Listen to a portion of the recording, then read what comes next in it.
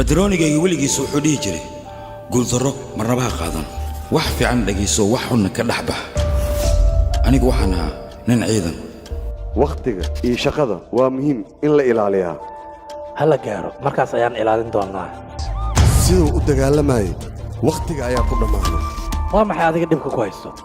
ninkaas hadda jeelka ayaa la wadaa wixii qaab uu mutaysan oo la martiinaya xaaladiisa markaan ogaaday wuxuu ka soo baxay xaafadda tuugada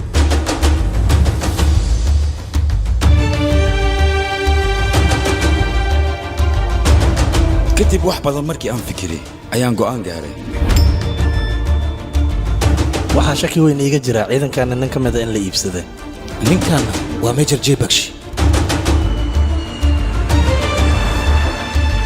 kadibna uu damac qaaday meesha muu dhib kala kulmaa maya marwo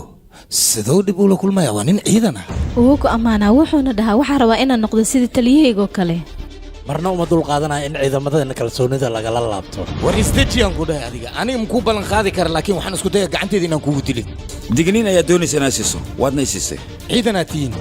waxa isku daydiin wax walba inaa ogaatiin war googla ma tihiin idinka ninkaas wax walba isku bedelaa nooc walba iska dhigaa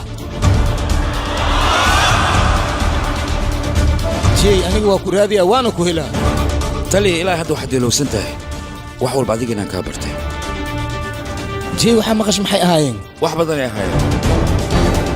aniga waxaan wax u qabtaa dadka aan dalkan dan iyo xaaje ka lahayn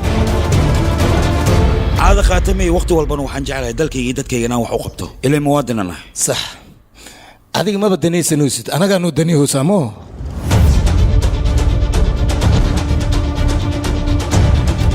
aniga ma ka xumi aragtidaada laakiin waxaan ka xumahay qorshahaaga oo aad damacsan tahay in dalkayga aad qasto laakiin aniga kaama yeelay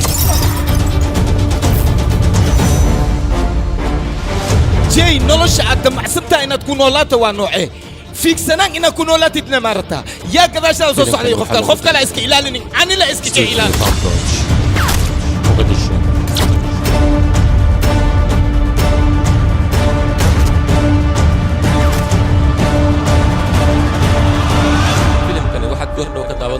nabool ayaa hadda ka hor wuxuu yidhi inaan gar daranahay waxaan ku ogaaday dadka oo dhan ayaa farta igu fiiqan